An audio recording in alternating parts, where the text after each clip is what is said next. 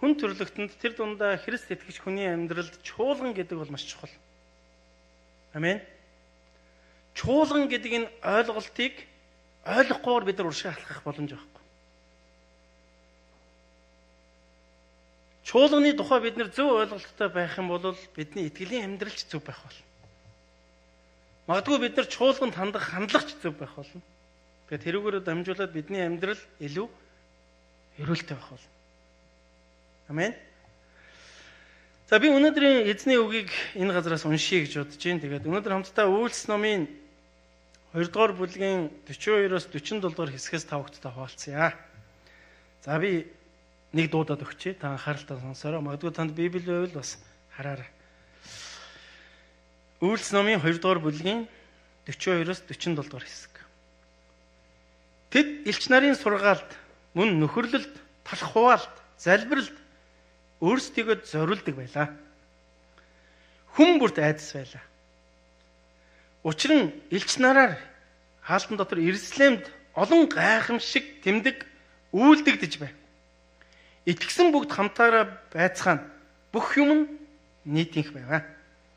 Хэн нэгэнд хэрэгцээ гарах үед эзэмшил өмч хөрөнгөө худалдаж түүнийг бүгдэд тэд түгээдэг байлаа. Өдөр бүр тэнд нэг сэтгэлээр сүмд цуглаж талхаа айлуудад хувааж талархал хийгээд өгөөмөр зүрхээр хоолцгоно. Бурхныг магтаж хамаг ардын хайр хүндлэлийг олж байваа. Эзэн аврагсдыг тэдэн дээр өдрөөс өдөрт нэмэгдүүлж байлаа гэсэн. За энд нэг чухал үг гарсан тавд анхаарсан болов уу гэж бодож байна. Энд дээр юу гэхээр Бурхныг магтаж хамаг ардын яасан бэ? Хайр хүндэтгэлийг олжээ гэсэн. Ер нь бусдын анхаарлыг татна гэдэг чинь тэгэл ер нь эцсээс хайр хүндэтгэл авж байгаа л үйл явдал болж байгаа байхгүй юу? Тэгэхээр ер нь энэ дээр юу гэж нэхээр хамаг ардын хайр хүндэтгэлийг эзэн Есүс Христэд итгэгчид авсан тухай үйл явц байна л. Амен. Тэгэхээр та хэр их хамаг ардын хайр хүндэтгэлийг авч байна вэ гэж. Тэгээд би бодож ийн л доо. Эзний чуулган яг л ийм байдаг байх. Нэг өсөндөө хүн төрлөختөнд Бурхны чуулганыг илчилж өгсөн. Бурхны чуулганы дүр төрхийг харуулж өгсөн үйл явц анхны үед 1-р зууны үед юм болсон юм үйл явдал байна. Тэгэхээр хамаг ардын хайр хүндэтгэлийг хүлээн гэдэг нь өөрөө ямар гайхалтай зүйл байх вэ? Тэгэхээр чуулганы дүр төрх яг энэ юм болов уу гэж хүлээж авч ийн л та санал нэг байна. Эзэн Есүс Христ яг энэ дүр төрхийг хүн төрлөختөнд харуулж өөрийн чуулганаар дамжуулан өөрийгөө илчлэхийг хүсэмжилсэн юм аа.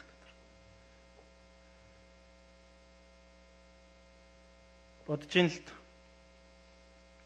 Христ итгэж болсныхоо хувьд таны дотор нэг юм мөрөөдлийн чуулган байдаг бах тийм үү? Манай чуулган нэг ийм байхаасаа гэдэг. Миний чуулган нэг ийм байхаасаа. За магадгүй эзний чуулган нэг ийм байхаасаа гэдэг ингээд таны дотор нэг юм мөрөөдлийн чуулган байгаа бах тийм үү? Тэгээ таны тэр яг мөрөөдөл яг таны харж байгаа тэр хараа хэр их ард түмний хайр хүндэтгэлийг хүлээж байгаа чуулган байна вэ? Та дотор ийм зүйл юм бодож ирсэн. Тэгэхээр чуулган гэдэг энэ ойлголт Христ итгэгч нартай шууд холбоотой зүйл. Тэгэхээр яг өнөөдрийн бидний энэ чуулганы хэв маяг анхны үед яг өнөөдөр бидний уншиж байгаа энэ зүйл дээр бий болсон буюу эзэн Есүс Христ хүн төрлөختний төлөө ирж загалмаа дээр цуглагдсан тэр дээш өргөгдөх үед юу болсон мөлий? Хүн төрлөختөнд ариун сүнс өгөгдсөн баг. Тэр ариун сүнсийг хүлээж авсан хүмүүсийн нэгдлийг чуулган гэж нэрлэдэг байгаа гэсэн үг. Амен. Тэр таны дотор ариун сүнс байгаа юу? Хэрвээ таны дотор Бурхны ариун сүнс байгаа бол та гарцаагүй чуулган мөн гэсэн үг. Эзний үг хэлсэн байдаг шүү дээ. Би та нарын дотор нутгилмаар байна. Нутгилж байна. Би та нарын дотор нутгалдгийг та нар мэддэггүй юм уу? Нэгсэндээ та нар бол сүм юм а гэж хэлсэн. Бурхны орших сүм бол Бурхнаар дуудагдсан, түүнд итгэлээ өгсөн хүмүүс юм аа.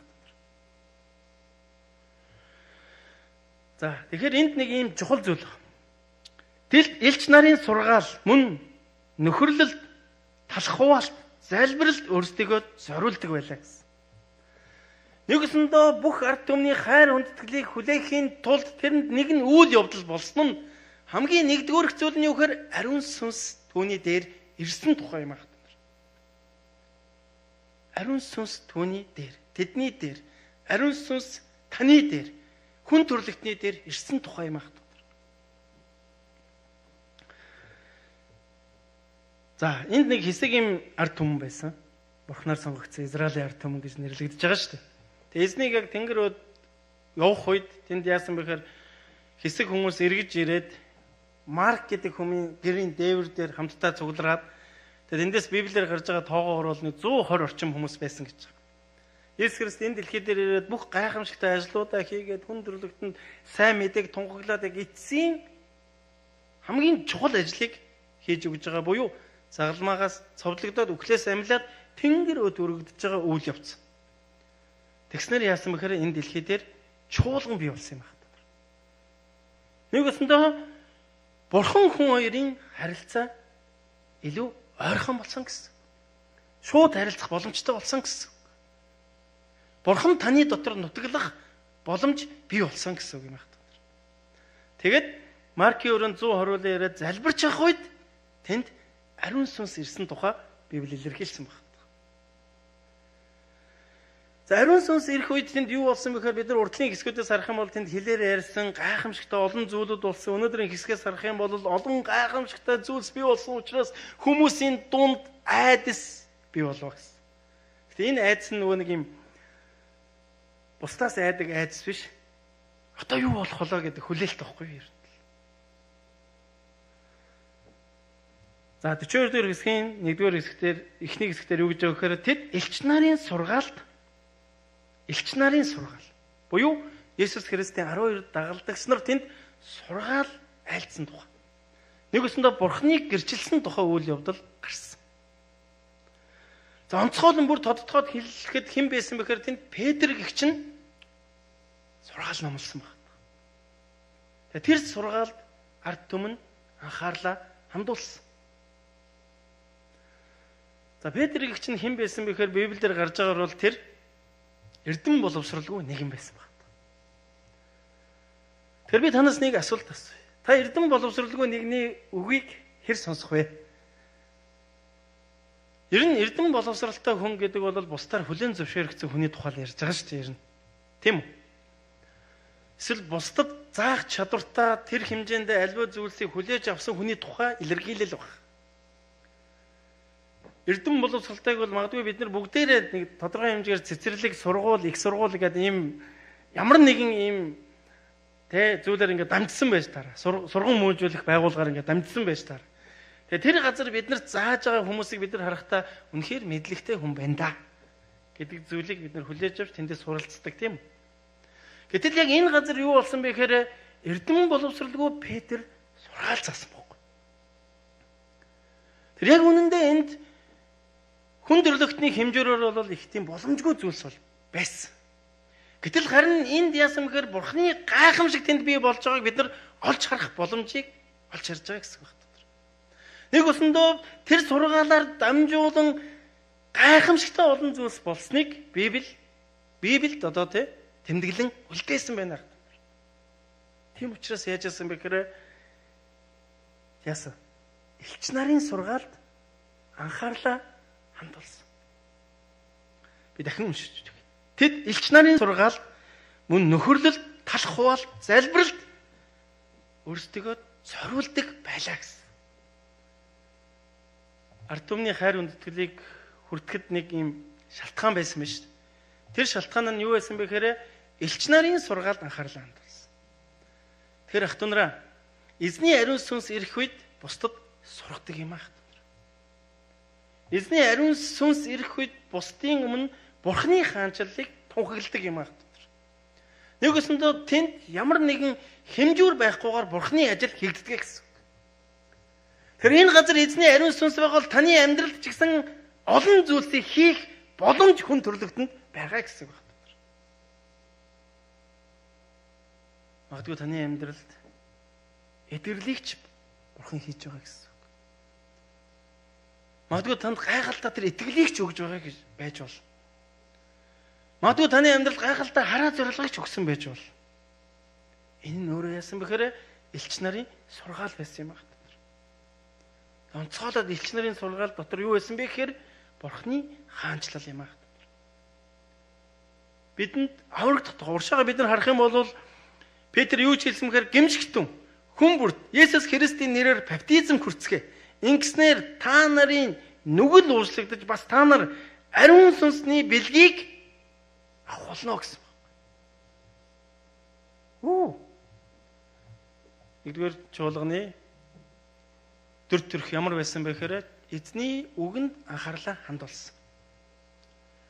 Тэгэхээр өнөөдөр ч гэсэн Галил чуулган яг ийм чуулган байгаасаа гэж эзний нэрээр ятгах байна. Бас өрөөж байна, мөн тунхаглаж байна гэх юм.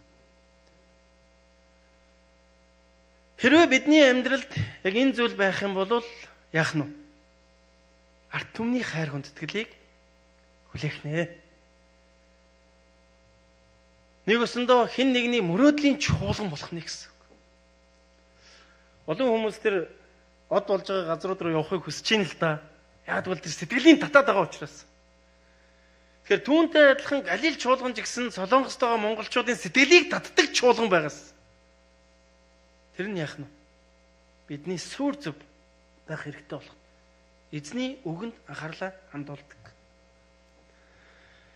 За, эндээс бид нэг цаашаа харах юм бол бас чухал зүйлүүд байна. Яасан? Нөхөрлөлд өөрсдөө зориулсан. Мөн залбиралд өөрсдөө зориулсан. Мөн өөрт байгаа талхаа бусдад хуваасан. За эндээс харах юм бол эзний элчнэр сургаал айлцсан нөгөө талдаа тэнд байгаа хүмүүс юу хийсэн бэ гэхээр өөрсдөө зориулсан тухай байна. Зөв зүгээр байгаагүй байх нь шүү дээ, тийм үү? Зориулах. Өдөр хамтаа хэлэх үү? Зориулалт. Хамтаа хэлэх үү? Зориулах. Энэ яаж юм гэхээр бид нар зөв зүгээр байгаагүй бидний дунтраас нэг зүйл бий болсон байгаа даа шүү дээ. Бид нар монгол хэлний дүрмээс харах юм бол та тэр газар ингээл хүлээгээл те нэг сүнс гарч ирээл те ингэнэ гэдэг ийм ойлголт энд байхгүй. Яасан бэхээр өөрийгөө зориулах тухай. Анхны чуулганы үйл явц дээр бий болсон байна. Тэр олон хүмүүс өнөөдөр өөрийгөө эзний өргөөнд, эзний үйлчлэлд, эзний хаанчлалд зориулж явж байгаа. Бид хэр их зориулна тэр хэмжээгээр бидний амьдралд Бурхны өрөөл ирж байгааг мэддэг, хардаг, бас хүлээж авдаг. Амен. Тийм учраас таны зориулалт хоосон биш шүү хат нар. Таны зориулалт хийсвэр зүйл юусоо биш шүү.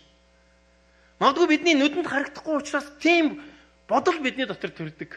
Заримдаа бидний дотор тийм мэдрэмж төрдөг. Гэтэ бид нар чинь тийм мэдрэмжээр амьдрдаг хүмүүс биш байхгүй юу?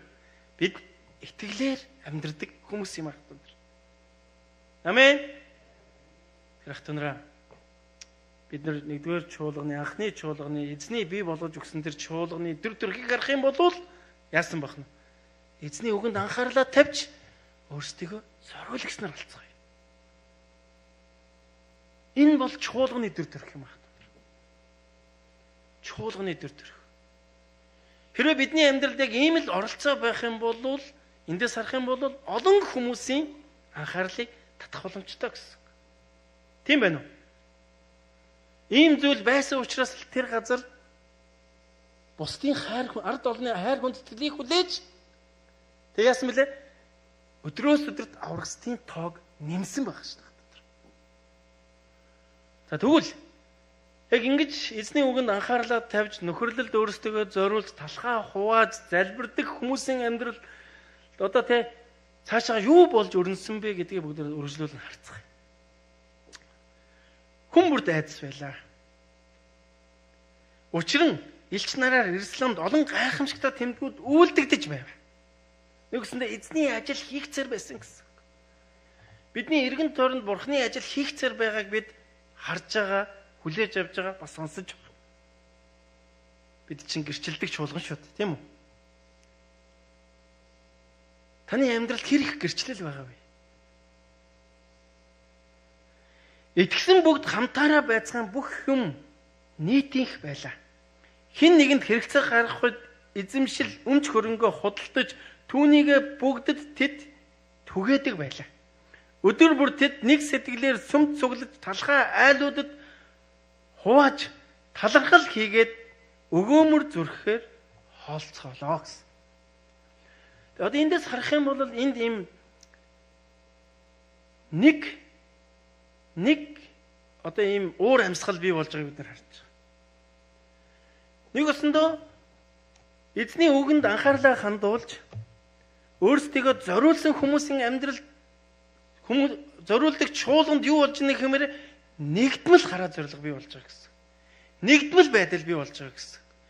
Нэг бодол санаатай, нэг зүрх сэтгэлтэй, нэг хараа зоригтой, нэг хүсэл тэмүүлэлтэй, нэг байдал бий болж байгааг эндээс олж харах боломж байна. Энэ анхны чуулган гэхээс илүү хүн төрлөختөнд Бурхны үлдээсэн чуулганы юу лээ? Дүр төрх юм байна. Тэгэхээр бид нар яг энэ дүр төрх рүү урьдчилах нь итгэж бидний одоо чухал оролцоо юм аа гэх юм. За нэг хүмүүс, нэг зорилго, нэг бие, нэг хараа, нэг бодол, нэг хүсэлтэй болно гэдэг нь энэ нэг юм бүлэг хүмүүс бий болсон тухай ойлголт тавьж байгаа зах. Тэгэхээр ийм та ингээд ийм олон газар ийм нэгддэг бах тийм үү? Таны амьдралд ийм нэгдмэл зүйлүүд бол за мэдээж бидний гэр бүл байна, найз нөхөд байна, анги хамт олон байна. За магадгүй нутаг нугу байна. Тэгээ сүүлийн үеч ингээд нутгийн зөвлөл гэдэг юм чи Монголд их хүчтэй байна шүү. За ажлын газрын хамт олон байна. Магадгүй сонирхлын бүлгүүд байна. Энэ бүх зүйлүүд юу юм? Нэг хамт олон шүү дээ. Нэг бүлэг хүмүүс байгаа дээ шүү. Тэгэхээр энд юу болсон бэ гэхээр яг ийм нэг бүлэг хүмүүс бий болсон тухай харагдаж байгаа. Энэ өөрөө юу гэхээр эзний чуулган баг. Гэхдээ энэ чуулганд бусдаас юугаар өөр байсан бэ гэхээр эзний ариун сүнсийг хүлээж авсан хүмүүсийн нэгдэл юм аа. Эзний ариун сүнс тэдний амьдралд хүрсэн хүмүүсийн нэгдэл. Шал өөр. За эндээс бүгдээрээ нэг зүйлийг харцгаая. Яг тухайн цаг үед энд ямар хүмүүс байсан бэ гэхээр Фариса бүлэг, Садука бүлэг. За өөр ингээд нэг юм одоо юу гэдэг монголоор ярих юм бол нэг бадарчилдаг нэг юм хэсэг бүлэг. За магадгүй нэг юм улс төрийн манайхаар одоо нэг юм төрийн бүс байгууллагууд гэх юм уу да. Одоо ер нь тийм хэсэг бүлэг хүмүүс. За ингээд цаашаа үргэлжлүүлээд Ромын хаант улс гэдэг ийм хэсэг бүлэг хүмүүсийн цаг үе байсан. За эдгээр хүмүүс за онцгойлон Фариса, Садука бүлгийнх нь маш их зөрчилтэй. Ер нь нэг хүн гэж хүлээж авахд хэцүү. Тийм бүлгийнхэн байхгүй.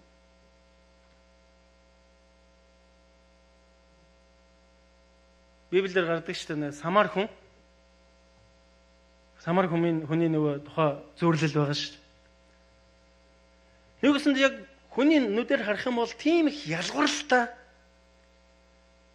хоорондоо нэгдэх боломжгүй тэр уур амьсгалыг одоо энд юу болсон бэ гэхээр нэгтгэж өгсөн байна.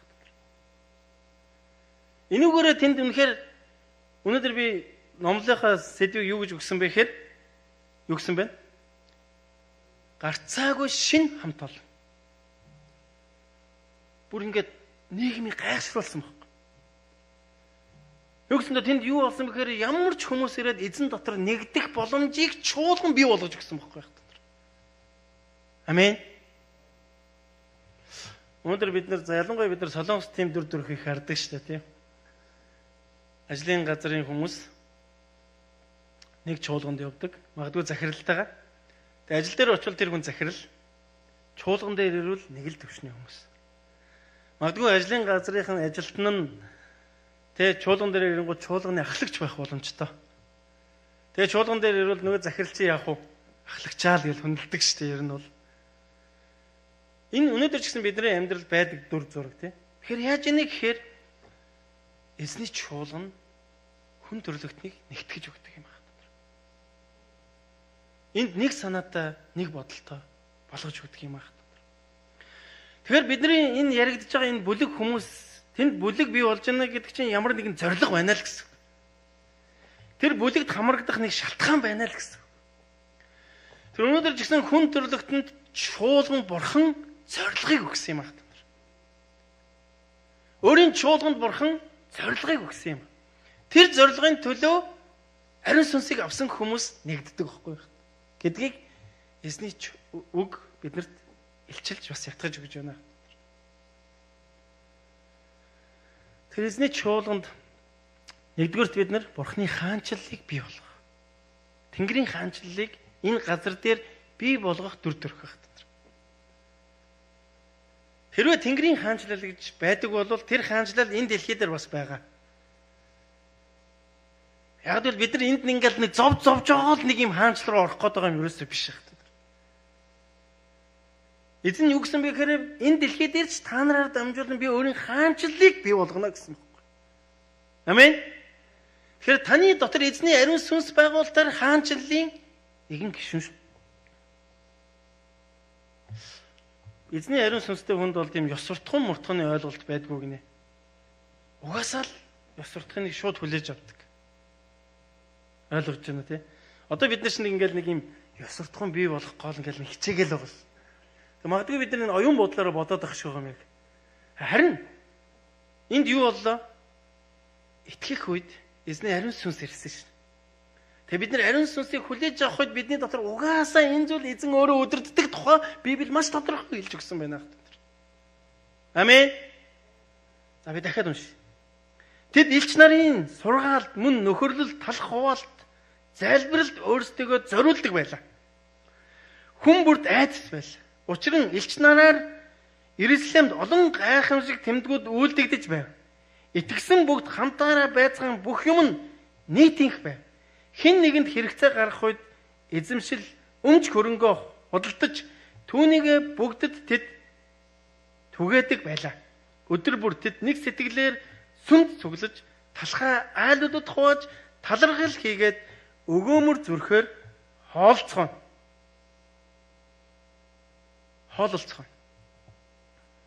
Тэр яах нь? Бид хамтдаа эзний чуулганыг бий болж бурхны хаанчлалыг бий болгох хүмүүс юм шүү. Хоёр дахь нэг зүйлг нь тэр хаанчлалыг бий болгохоор хамт олон болгосон өөрийн чуулгандаа бурхан хариуцлага гэдэг юм өгсөн байхгүй. Тэр хариуцлага нь бид үнэхээр өөрсдөө зориулах тухай л байна. Хариуцлагагүй итгэл гэж байхгүй шүү дээ. Эсвэл хариуцлагагүй оролцоо гэж байхгүй. Бид нар заримдаа ингээд нэг чуулганд ирэхээр нэг гинт юм нэг хариуцлага олоод татсан юм шиг тийм мэдрэмж төрөөд байдаг тийм үү?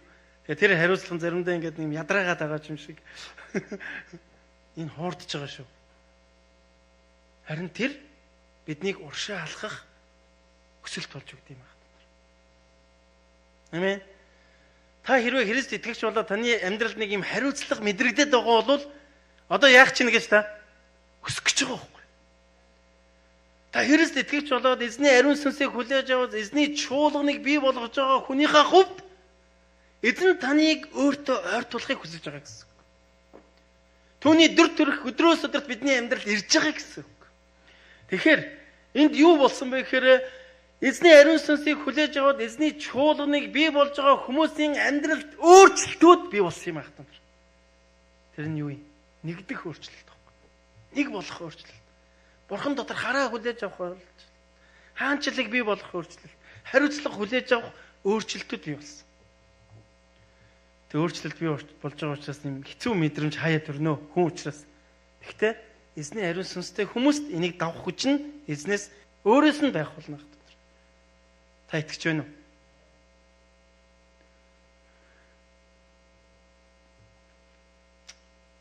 Бид чуулган дотор олон өөрчлөлт байгааг эзний нэгүслэр харж байна. Бас хүлээж авч байна. Тэг олон хүмүүс ирээд Есүсийн сүмд ирснээр онцгойлоор би ийм амьдралыг туулж яваад ингэж өөрчлөгдөж байна гэдэг гэрчлэлүүдийг олонтоо сонсож байгаа. Тэр ямар ч бас нэг ийм эзний ариун сүнс бол бидний дунд байшгүй байна. Харин тэр ариун сүнсийг бид хэд хүлээж авч хэр тэ итгэлтэйгээр харж чадаж байгаа нь бидний оролцооны асуудал болоод байна.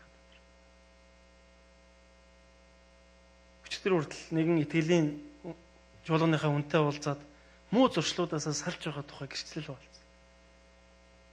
Би энэ чуулганд ирснээрээ би үнэхээр өрөөгдөж байна. Миний амьдралд өөрчлөлт бий болж байна гэдэг тухай ярьсан. Тэр энэ биднээс хийгдэж байгаа зүйл ерөөсөө биш. Нөгөө эзний элч нарын хуваалцж байгаа үг сургаал, тэнд байгаа ариун сүнсний ажил бидний эргэн тойронд ажилласаар байгаа шүү байна. Табу шантраар, табу эргэлзээр, табу ухраар ахтунаар уршаа алхасаар байцгаая. Үнэхээр Галилт чуулган Бурхны хүсэж байгаа Библийн дагуух яг л тэр олонний анхаарлыг татсан. Ард түмний хайр хүндэтгэлийг хүлээсэн тэр чуулганы төр төрх байгаасаа гэж эзний нэрээр хөрөөж байна. Тэр би чуулганы пастор хүний хувьд чуулганы тухай бодохдоо эзэн минь энэ чуулгантаа ямар хараа зориг өгсөн бэ гэдэг тухай үргэлж боддог. Танаас өгөгдсөн хараа зорилгыг бид нэр яаж хэрэгжүүлэх вэ гэдэг тухай үргэлж л бодож залбирч байдаг. Нөгөө талдаа би энэ чуулганы пастораар үйлчилж байгаа хүний хувьд би яг ямар пастор байх ёстой вэ? Та яг энэ өөрийн хүмүүст яг ямар төр төрхийг илчлэхийг хүсэж байгаа вэ гэдэг тухай үргэлж л асууж байдаг. Энэ өөрөө юу гэхээр чуулганы төр төрх юм байна гэдгийг итгэлээр хүлээж авсан байна. Гурав дахь нэг зүйл нь та яг өөрийн чуулганд дуудсан энэ хүмүүсийг яг ямар зам руу хөтлөхийг хүсэж байгаа вэ? Би яаж таны яг тэр хүсэж байгаа зүйлийг хүргэх вэ?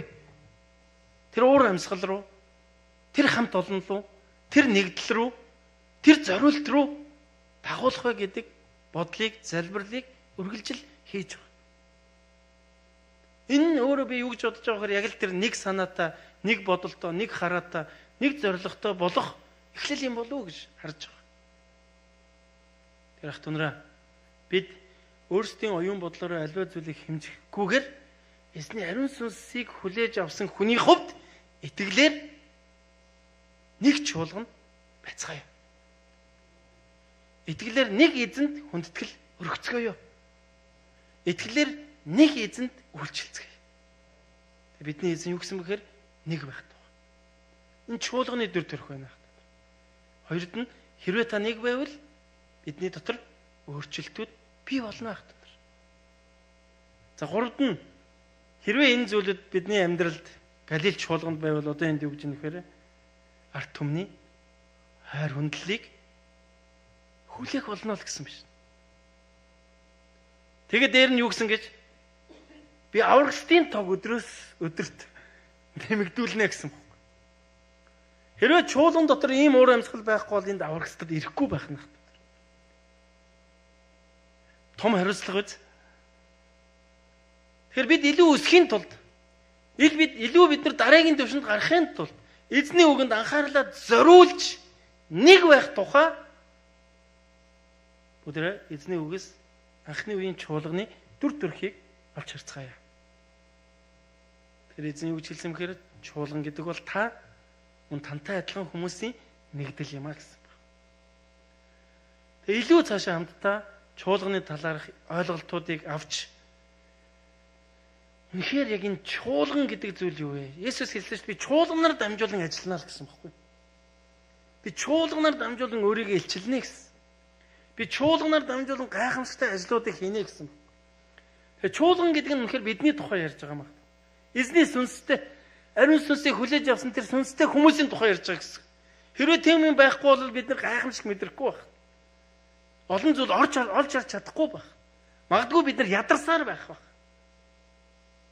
Харин Библи юу гэж хэлж байна вэ? Гимшигтэн. Хүн бүр Есүс Христийн нэрээр баптизм хүртцгээ. Ингэснээр та нарын нүгэл уучлагдаж бас та нар ариун сүнсний бэлгийг авах болно гэж хэлсэн байна. Ингээд зүгээр нэг ингээд энэ хүмүүс суглаад байгаа зүйл биш байх нь шүү дээ. Тэгэхээр бидэнд Бурхан зориг өгсөн тэр нь юу гэхээр Тэнгэрийн хаанчлал. Хоёр дахь нь юу гэхээр хариуцлага юм шүү багт. Тэгж яж бидний амьдрал гайхалтай ерөөлтэй эзний ажлууд хийгдэх болно гэж эзний нэрээр тунхаглаж байна. За би өнөөдрийн үгийг танд дахин эхнээс нь уншиж өгье. Магадгүй таны дотор эзний ариун сүнс ажлуудаа хийж байгаа хаа гэж найдаж илчилтүүдийг, бас ойлголтуудыг, чиглэлүүдийг магадгүй таны доторх чуулганы талаарх бодлуудыг илүү зэгцтэй болгож өгж байгаа хаа гэж найдаж. Тэг илүү бид нар чуулганыг таньж мэдж чуулганы талаар ойлголттой болох тусмаа өөрсдийгөө зориулж чадна. Илүү бид нар чуулганы талаар ойлголттой байх тусмаа баяр хүрээтэй байх болно. Энэ эзнээс ирдэг. Тэд элч нарын сургаалт, мөн нөхөрлөлд, талах хуваалт, залбиралд өөрсдийгөө зориулдаг байлаа. Хүн бүрт айдас байл. Учир нь элч нараар Иерусалимд олон гайхамшиг тэмдэг үйлдэгдэж байв. Итгэсэн бүгд хамтаараа байцгаана бүх юм нь нийтийнх байв. Хин нэгэнд хэрэгцээ гарах үед эзэмшил өмч хөрөнгөө худалдаж түүнийгээ бүгдэд тэд түгээдэг байл. Өдөр бүр тэд нэг сэтгэлээр сүм цуглаж талхаа айлуудад хувааж талархал хийгээд өгөөмөр зүрхөөр хоолцгоо. Бурхныг магтаж хамаг ардын хайр хүндэтгэлийг олж байв. Эзэн аврастыг тэдэн дээр өдрөөс өдөрт нэмэгдүүлж байлаа гэсэн. Тэр өнөөдөр хамтдаа тэр гарцаагүй шинэ хамт олон байцгаая. Тухайн нийгмийг зочроосон байсан. Зочроосон учраас олонний анхаарал тэдний нүдэн дээр байсан учраас олон хүмүүс чуулган руу ирсэн байх нь шүү дээ. Тэр өнөөдөр бид нар яг тэр нэгдмэл байдлаараа тэр бие биенийхээ төлөө зориулах зориултаараа үнэхээр олонний анхаарлыг татцгаая. Олон хүмүүс Галил чуулган чи ямар сони юм бэ гэж яриг. Яагаад? Тэнд нэг л өөр байна гэж яриг. Энэ өөрөө анхны чуулганы дүр төрх байна хат. Хамтдаа залбирцгаая. Та бас эзнээс асуугач. Үнэхээр та тэр дүр төрхийг өөртөө тээгч байгаач гэж эзний нэрээр ятгах байна.